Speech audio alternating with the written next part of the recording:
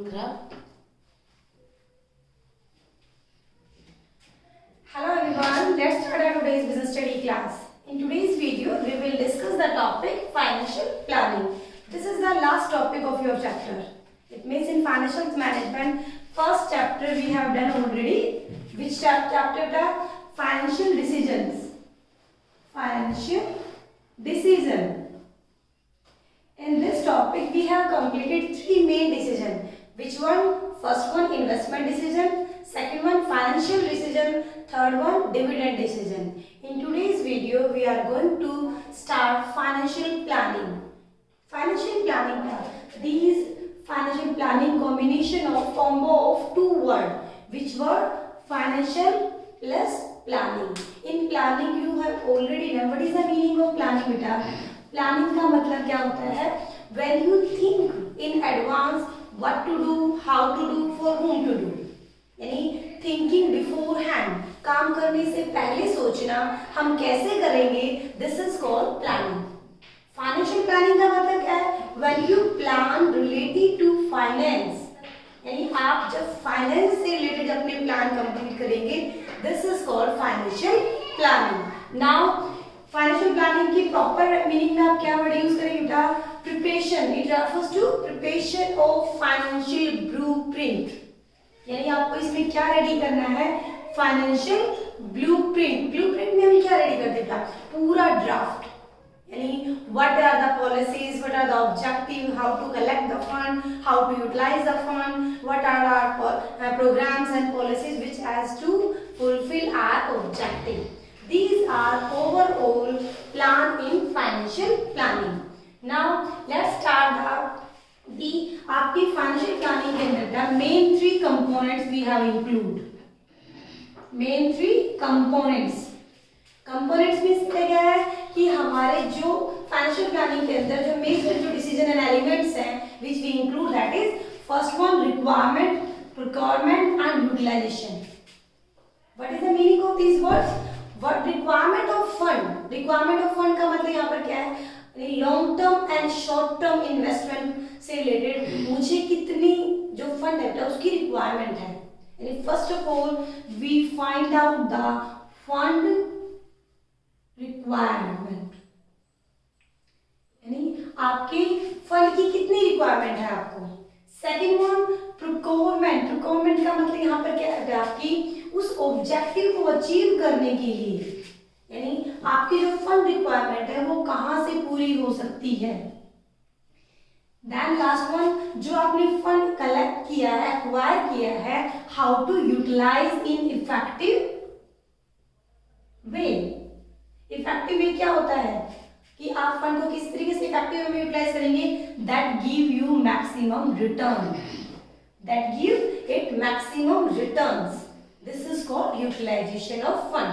Now come to the point of यानी requirement, procurement, utilization. ये तीनों पॉइंट हम थ्री डिसीजन में भी कर चुके हैं. यानी investment decision tell about the requirement of fund. Then बेटा सेकंड डिसीजन क्या था? Financing decision that tell about the procurement of. यानी procurement fund मतलब क्या है? When you take finance decision that tells about the हमारे source of fund. Last one utilisation का मतलब क्या है?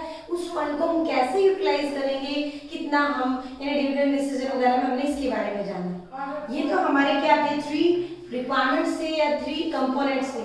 इसी से रिलेटेड जब हम इसमें फाइनेंस प्लान करते हैं तो there are three step to complete this process.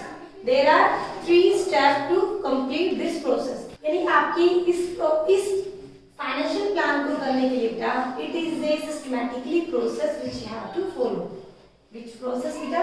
First determination of financial management. यानी हमें क्या करना है? डिटर्मिनेशन यानी हमें फाइनेंस मैनेज को डिटरमाइन करना है कि हमारे ऑब्जेक्टिव क्या है. इस आपकी फाइनेंशियल मैनेजमेंट में हमें अपने ऑब्जेक्टिव सेट करने हैं. बोथ कौन से ऑब्जेक्टिव आप सेट करेंगे बेटा? Long term and as well as short term. Long term and short term, both objective are set in this step. यानी आपके फाइनेंशियल मैनेजमेंट में according to your long term and short term objective you decide the objective, यानी हमें कितनी required है, हमारा क्या objective है, सेल इंक्रीज करनी है, न्यू यूनिट लगानी है, according to your choice, according to your need you set the objective. Objective में हम यहाँ पर दोनों कंसीडर करेंगे, long term as well as short term objective. Second point बेटा आपका क्या पॉइंट है, determination of financial policies. Determination of financial policies, policies में हम क्या एक्सप्लेन करेंगे बेटा कि how to achieve this objective, how to achieve this objective, उससे रिलेटेड हमारी पॉलिसीज। पॉलिसीज कौन सी होती है, फॉर एग्जांपल क्रेडिट पॉलिसी, ठीक है, आपकी क्रेडिट पॉलिसी है बेटा, उसके अकॉर्डिंग आप कितना क्रेडिट अवेल करेंगे, कितना क्रेडिट अलाउ करेंगे। आपकी जो फर्स्ट पॉलिसी होगी, सेकंड वन आपकी जो भी प्रोडक्ट पॉलिसी है, प्राइस पॉलिसी है, there are different policies which are help to achieve your objective you determine in this step. Yani first step decide objective, second step to achieve this objective we determine the policies. After policies you determine the financial procedure. Procedure में क्या करेंगे बेटा आप यहाँ पर उनके steps, यानी आपकी जो क्रेडिट पॉलिसी, जो ऑब्जेक्टिव आपने डिसाइड किया हुआ है उसको अचीव करने के लिए हमें किस चीज पे फोकस करना है। जब बिजनेस को न्यू प्लान स्टार्ट करते हो तो different type of decision you take, उस डिसीजन से रिलेटेड हम अपने स्टेप्स डिसाइड करेंगे। यानी फर्स्ट ऑफ ऑल हमें किस चीज पे फोकस करना, अपनी क्वालिटी पे, उसके बाद हमारे फंड एक्वाजिशन पे बेटा, according to your need, according to your program हम अपने उस ऑब्जेक्टिव को अचीव करने के लिए जो स्टेप डिसाइड करते हैं उसे क्या बोलते हैं बेटा, प्रोसीजर। उसे क्या बोलेंगे, प्रोसीजर। तो ये हमारे क्या बेटा, प्रोसेस ऑफ अकाउंटिंग। इस चैप्टर के अंदर बस लास्ट में क्या है आपका फाइनेंशियल प्लानिंग के हमारे क्यों हम रीड कर रहे हैं, व्हाट इज द ऑब्जेक्टिव और importance, let's discuss. When you complete your financial planning done, now why we plan the finance, यानी financial planning क्यों कर रहे हैं, what is the reason behind this? First, this is to ensure timely availability of fund. In any type of fund, you need fund on time. कई बार हमारे fund की need के time पर फंड रिक्वायरमेंट तो हम बहुत बड़े प्रॉब्लम्स को फेस करते हैं। Well, that's why we plan financially in effective or required manners because of we need that time. That's why plan करते हैं because of fund availability के लिए, यानी fund should be availed on time और this is helpful to achieve the goal.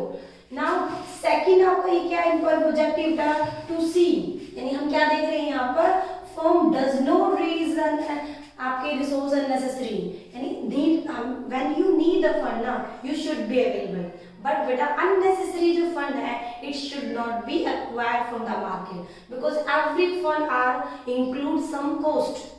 That's why वो हमारे firm को क्या करेगा बेटा, बर्डन। तो उस बर्डन को और ना तो हमारी फर्म पे बर्डन हो, ना ही हमारे छोटे इस रिक्वायरमेंट को, इस हमारे बैलेंस और स्टेबिलिटी को भी मेंटेन करना कि मैं कौन हेल्प करता है फाइनेंशियल प्लानिंग। ओवरऑल ये हमारी क्या है आपकी ऑब्जेक्टिव। एक बार थोड़ा सा ये टॉपिक देखिए बेटा, आपने फाइनेंशियल मैनेजमेंट पढ़ा और आज आप क्या कर रहे हैं, फाइनेंशियल प्लानिंग। इन दोनों में ही आपको क्या करना है कि financial management and financial planning. आप फाइनेंशियल मैनेजमेंट में आपने किया कि एक फर्म की मेन ऑब्जेक्टिव होता है वेल्थ मैक्सिमाइजेशन। इस ऑब्जेक्टिव को अचीव करने के लिए हम 3 मेन डिसीजन लेते हैं, investment, financing and dividend decision. ठीक है, उन डिसीजंस को कंप्लीट करने के लिए we have to plan in a systematical order. This questions give answer in financial planning. Financial planning में क्या है, ये जो अपने डिसीजन लिए बेटा उसका ब्लूप्रिंट रेडी करना, उसका ब्लूप्रिंट का मतलब है यहाँ पर उसको ड्राफ्ट में लेके आना कि how to complete your 3 main decision. This is set in financial planning.